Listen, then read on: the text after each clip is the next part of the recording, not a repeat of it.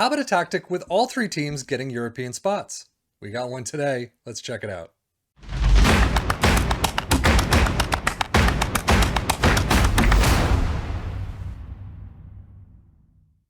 Yes, this is another Klopp tactic. This is called the Unbeatable Jurgen Klopp from NIK FM, NIK FM. I don't know, NIK FM.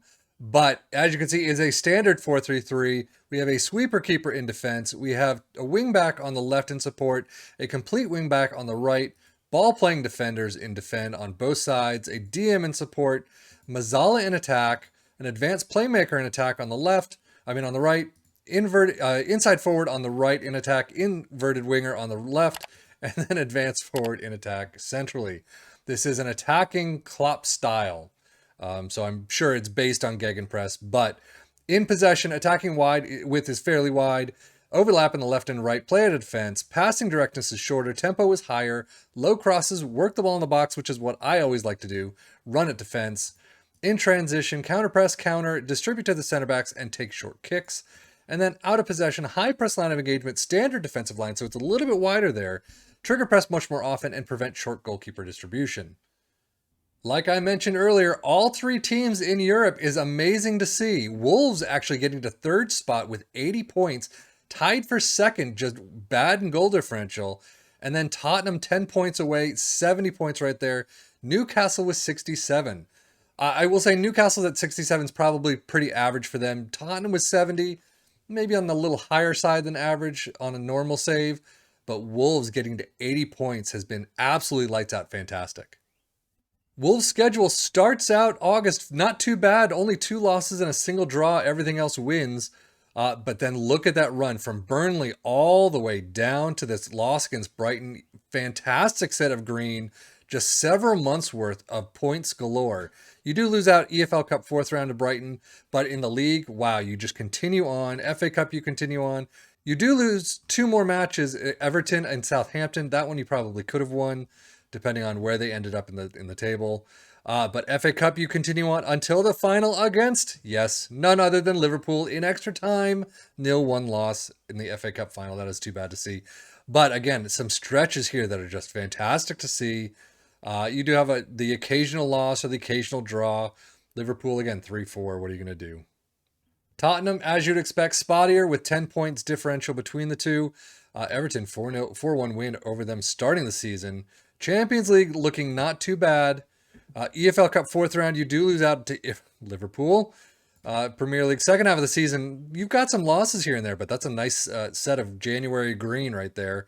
Continuing on in the FA Cup, all the way down to this Wolves match, 1-4 loss in the FA Cup semifinals. Champions League, you do lose out to Frankfurt yet again. We've seen that before. They tie at home and they lose away from home. All cup competitions finished. You finish out the season somewhat strongly. I mean, a 5-2 loss against Liverpool, a 2-3 loss against Wolves, but everything else, a nice set of green with a single draw in there, West Ham. And again, if you take over and you are any good at the game, you can probably bring a lot of these back. Brighton 3-4, West Brom 0-0, Aston Villa 0-0. Some of these you can definitely turn into points. And then Newcastle sitting only 3 points south of Tottenham. Not too bad. A 5-0 loss to Liverpool at the start of the season, not fantastic. But the run from there on out, all the way down to Bournemouth and this, up until this Man City loss, is a fantastic set of results. You do lose out in the third round of the EFL Cup 3-4 against Arsenal. Finally, a big team that you're losing out to. FA Cup, though, you continue on. FA Cup, all the way to the semifinals. Liverpool 0-2. You drop out, as usual. But April is really the only bad month. After that, Brighton all the way down. You're finishing fairly strong. And you're really bringing up your point tally. So second half of the season, not doing too bad, except for April. Ugh. Wolves, still not spending a whole lot of money, but Lino Sousa from Arsenal, 7.5. Chiquinho from Benfica for 4.2. Not too bad. Tottenham spending big on Alex Oxlade-Chamberlain, 22 million. Liverpool, not a whole lot of money there, but still for Ox, yeah, that's a good amount there for Liverpool to get.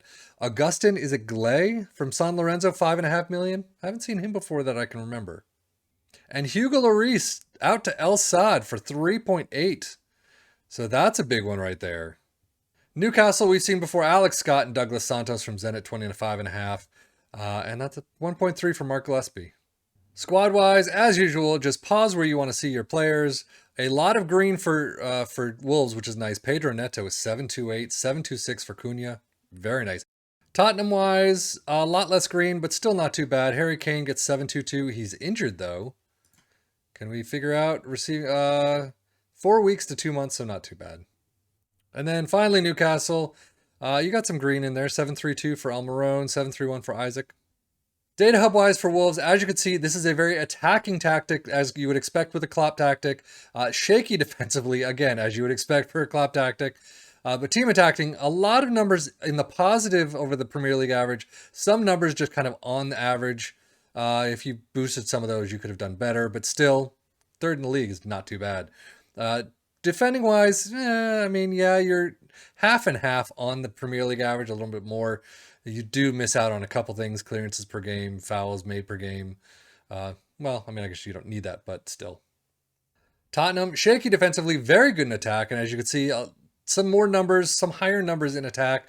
You still get a couple that are pinpoint on the Premier League average. Defensively, it actually looks a little bit better than Wolves did, but you still have blocks per game, clearances per game, conceded per game, not doing all that well. And then Newcastle, again, shaky defensively, very good in attack, very good in attack. You can see a lot of high-end numbers there in attack. And then defensively, a little more rounded than the others, but still you got some numbers that just need to be boosted no matter what. Most goals, Newcastle, Wolves, Tottenham, all in there. Newcastle at 88, number 2 to Man City's 93. Fewest shots against, Tottenham's the only one. Possession, all three teams. Most dribbles made, you got a couple.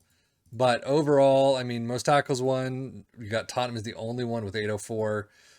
No passing. Most shots for, you got all three teams. And then most points, all three teams as you would expect for getting into those Europe spots. I'm still amazed and impressed that they all made it into European spots. I think that's one of the first times, if not the first time, we've seen that.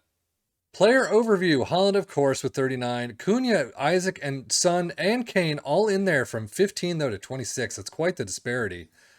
Most assists, Sarabia is back 19, Neto with 15, Almiron with the same, and Jolinton with 10 from Newcastle.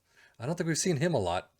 Most player of the match awards, Cunha in there with 8, Son with 5, and Sarabia with 4.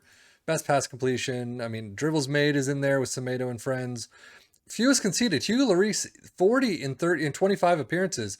Fraser Forster 19 in 13. So his backup, I guess. Jose Sa, 46 and 38. Not too bad, I guess. Shutouts, nobody, though. Tackles, 1. You got, who is that? Nunez with 99. So all three teams representing in the most key passes and most shots. Finishing out, as we always do, Wolves with the top goal scorer is Cunha with 32 goals in all competitions. Not too bad. It's probably one of the higher ones for him. 728 for Neto, 22 assists for Sarabia. That is a fantastic result to see. Cunha with 8 player of the match awards, definitely on the higher end for him. Wolves, you never see them up this far in the table, so you're getting some boosted numbers right there. Harry Kane and Son, both with 21 goals. Typically, I would say a low tally for Harry Kane. However, both on 21 is definitely spreading the love out a little. 722 for Harry Kane for highest average rating, 11 assists for Son, and then 5 player of the match awards for Son. Definitely on the low side, but I guess low to average. Newcastle's Isaac getting 31 tallies all across the board.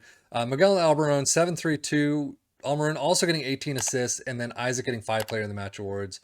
I will say, league table wise, you're getting all three to Europe. That is a fantastic result. Newcastle with 67 points, probably fairly average for them. Maybe a little slightly higher than average.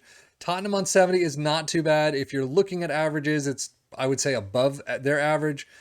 Not too far above, but still above. But Wolves at 80 points right there, clearly in third. Could have brought it up to second. You just did a fantastic job with them and definitely deserve all the accolades and the Champions League next season. But that is it for me and the unbeatable Jurgen Klopp tactic from NIK FM. I don't know, but I am Stefan FM for the Football Manager blog channel saying thank you as always for watching. Take care and enjoy.